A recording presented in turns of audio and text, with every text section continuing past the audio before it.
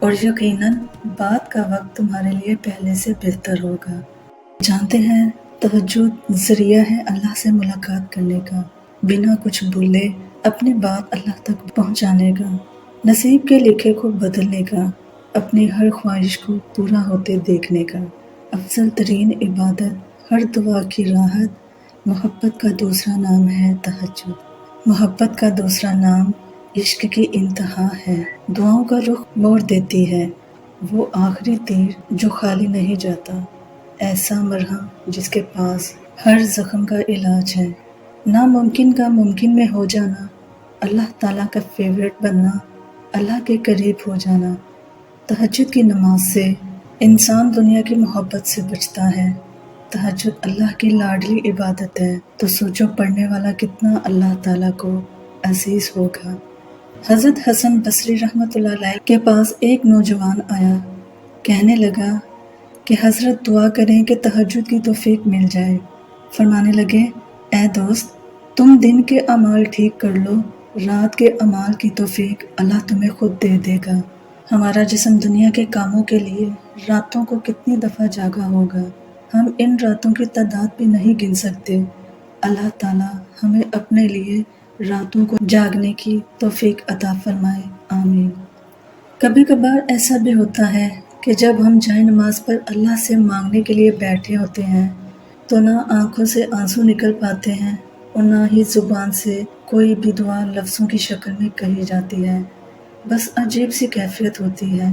دل تو تب چیخ چیخ کر کہہ رہا ہوتا ہے کہ یا اللہ اب آپ کے خون کی ضرورت ہے، لیکن لب اس درد کو بیان کرنے سے قاصر ہوتے ہیں، اور پتہ ہے اس لمحے تمہاری اللہ سے نہیں، تمہارے دل کی اللہ سے گفتگو ہوتی ہے۔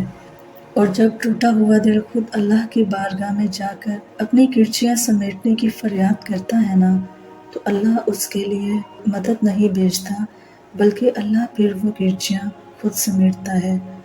اللہ تب وسیلے نہیں بناتا اس کے لیے، بلکہ اللہ خود اس کا وسیلہ بن جاتا ہے۔ تمہاری یہ خاموشی اللہ کے ہاں بہت زور کا شور مچا دیتی ہے، اتنا زور کا کہ آسمانی خلق اس چپ کی آواز سے چونک اٹھتی ہے، اور پھر وہ ساری خلق اللہ سے آپ کے حق میں دعا کرتی ہے اور فریاد کرتی ہے کہ یا اللہ یہ جو درد سے تڑپ رہا ہے اسے شفا دے دیں، اس کے لیے کن فرما دیں۔ جب آسمان تمہاری آواز سے لرز اٹھتا ہے نا، تو سوچو اس رب کی کیفیت جس نے فرمایا ہے کہ میں شارق سے بھی زیادہ تمہارے قریب ہوں۔ سوچو تمہاری جس خاموشی کا شور عرش تک پہنچ سکتا ہے، اسے کیا تمہارے دل میں رہنے والا اللہ نہیں سن سکے گا؟ وہ سب سنتا ہے، وہ سب جانتا ہے، تب بھی جب تم کہتے نہیں اور تب بھی جب تم کہنا نہیں چاہتے۔ وہ دھڑکن ہے اور وہ دھڑکنوں کی ہی سنتا ہے، پھر ایسے معجزے کرتا ہے کہ دل پھر سے جی اٹھتے ہیں، دھڑکنیں پھر سے بحال ہو جاتی ہیں اور ویران آنکھیں شکر سے بھر جاتی ہیں، پھر کرچیاں بھی سمٹ جاتی ہیں اور شفا بھی مل جاتی ہے۔ زندگی تکلیفوں کا نام ہے، یہاں خوشیاں آتی ہیں چلی جاتی ہیں، اگر کچھ چھوڑ کے جاتی ہیں تو اداسی۔ یقیناً تم بھی اداس ہو، پریشان ہو یا تکلیف میں گرے ہوئے ہو، لیکن پتہ ہے ایک بات جو پتھر پر لکیر ہے، جسے لکھ کے اللہ نے تمہیں تھما دیا ہے، جسے کوئی مٹا نہیں سکتا، جو بات کبھی بدلی نہیں جا سکتی، وہ یہ ہے کہ آنے والا وقت ہمیشہ تمہارے لیے پہلے سے بہتر ہوگا۔ پھر چاہے کچھ بھی ہو جائے، تمہیں اللہ پر یقین رکھنا ہے، تمہاری منزل یقیناً بہت خوبصورت ہونے والی ہے، جیسا کہ اللہ پاک نے قرآن پاک میں ارشاد فرمایا، اور یقیناً بعد کا وقت تمہارے لیے پہلے سے بہتر ہوگا۔